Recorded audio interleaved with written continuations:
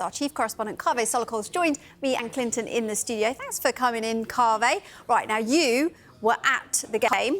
I want to know what you thought of their performance. Well, I thought Crystal Palace played really well. They were unlucky to lose that game.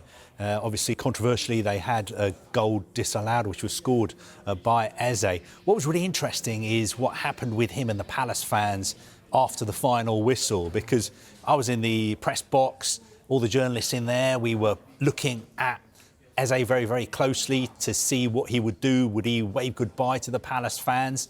And it was quite interesting the way he behaved, because he stayed on the pitch for quite a long time, and you could tell that he was sort of quite moved by the reception he was getting from the Palace fans. I suppose if you wanted to be controversial, you could interpret it as he was saying goodbye to the Palace fans, but he was just clapping. He didn't wave goodbye. He didn't, do anything to suggest that he was definitely saying goodbye to the Palace fans.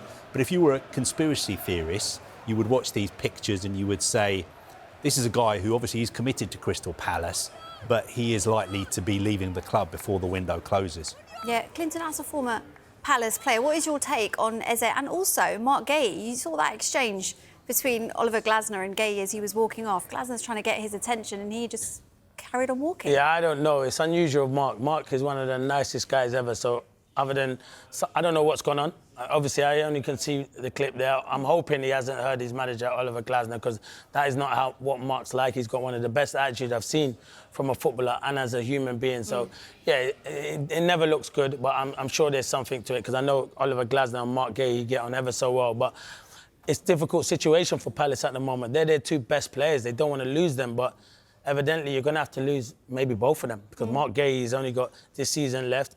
Eze's got 2 years. Crystal Palace need money to bring players in, and they're the two prize assets that they can get the most money. I know they could get money for Mateta and Adam Wharton, but those two players won't be leaving it, and the clubs are looking at these two at the moment. And I think Crystal Palace is still in a strong position. Yeah. These players may leave Crystal Palace, but they'll only leave on Palace's terms.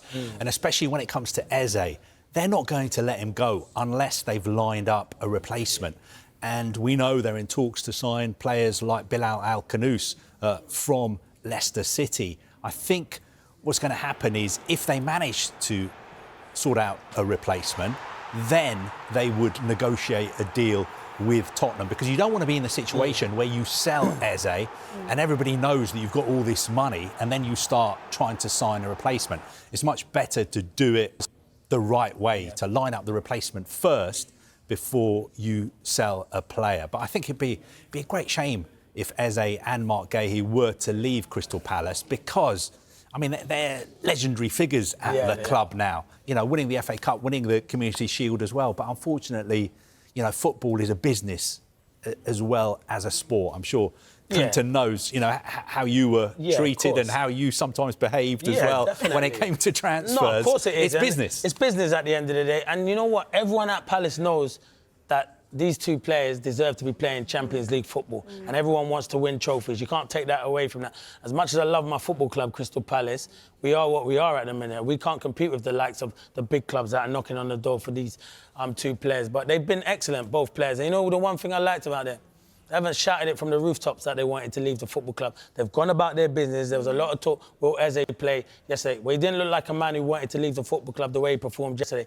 And Mark Guehi. So that's why I have utter respect for them. They go about their business and produce on the pitch. And one thing I will say, though, the chairman, it's a hard taskmaster. He'll do it on his terms. He won't be forced by anybody. He will not be forced to sell his two best players. If it doesn't work for him or the football club, or what's best for Crystal Palace, he won't let the two go. You were sitting next to him at Wembley. Yeah, great chat. You gave. When I was in the row box. Yeah, you were in the row box. You handed over. Well, there's a story on that, but we haven't got time for that. You handed over the Community Shield. Wasn't he? What did Steve Parish tell you about Eze and Mark Guehi? No, you were sitting next to him for 2 hours. I was putting me on the spot here. I didn't know what was getting me. That's what he's here for.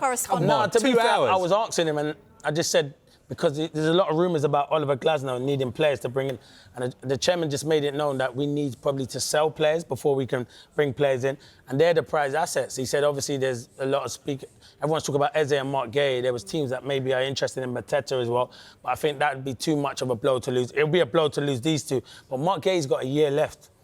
at the end of the day, Mark could just say to him, I don't want to leave and I'll stay for the whole year and play for Palace.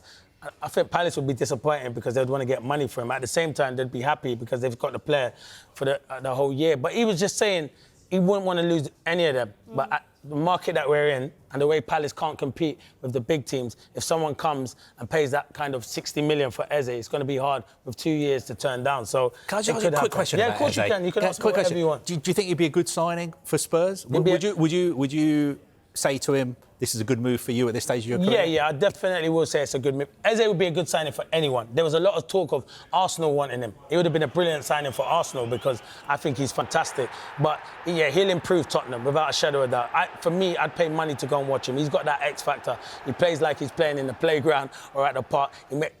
When you're a fan, you want to pay to go and watch people. I'd pay to go and watch him. It excites me. I think it's a big year, though, as well, Kaveh. He can't go Tottenham and sit on the bench, and he won't do because they paid that money. Has to play. It's a World Cup year.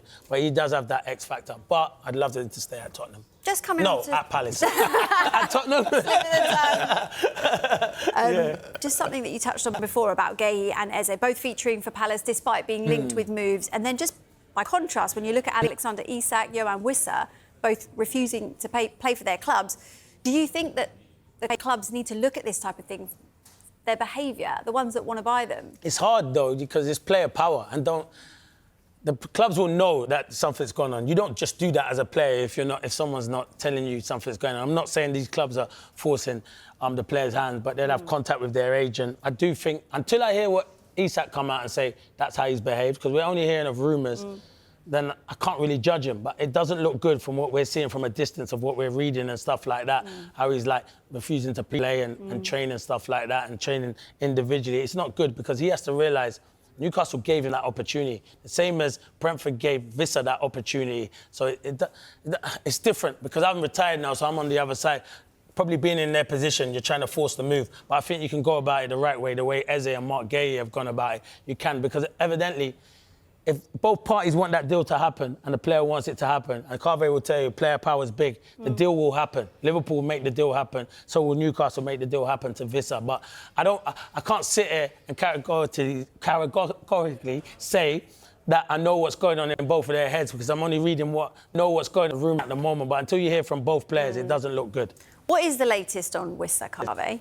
Well, the thing is, we live in a social media age, and Johan Wissa today, I don't know if he's done it or the people who look after his social media, but his Instagram profile, the picture of him has changed to black, and also all reference to Brentford and all pictures of him in a Brentford kit have been removed from his Instagram profile. So that is him or his representatives sending out a message, I don't want anything to do with Brentford at all. I want to get out of this club as soon as possible. The only problem is, you've got a contract with Brentford. I think his point of view is he's looking at the situation at Brentford. The manager's left.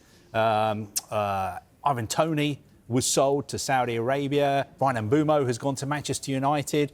And he's thinking, I want out as well. But of course, Brentford are well within their rights to say you're only going to leave on our terms.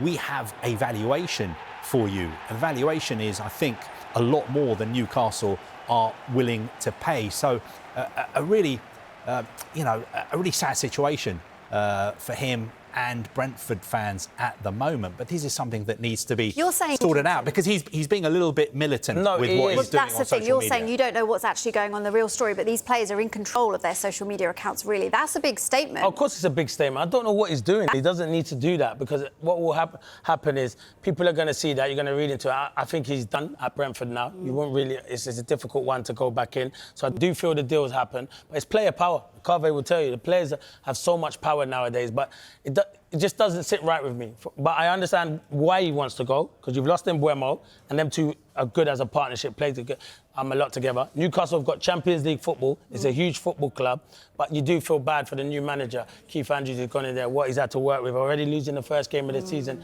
against Nottingham Forest and having to deal with his main striker not wanting to be there. In your playing days, it was before social media. Yeah. If you were in Johan Wissa's situation and you wanted to get out of the club, what would you do? Obviously, you couldn't I get had on a your situation Instagram. like that when I was at Palace, and I knew Birmingham City wanted me when I was going to the Premier League. And we had a chairman, Simon Jordan, who he didn't want me to leave. So I went in and said, I want to leave. It's an opportunity to go and play Premier League football. And in the end, he made it happen. But yeah, you have to keep knocking the door. I mean, obviously, the social media is not out there now, so everyone hears about it. It was different in my day, in my time. But eventually, it did happen. So I think eventually, the more you say you want to move, they don't want an unhappy player at the football club. But I think he's gone about it the wrong way.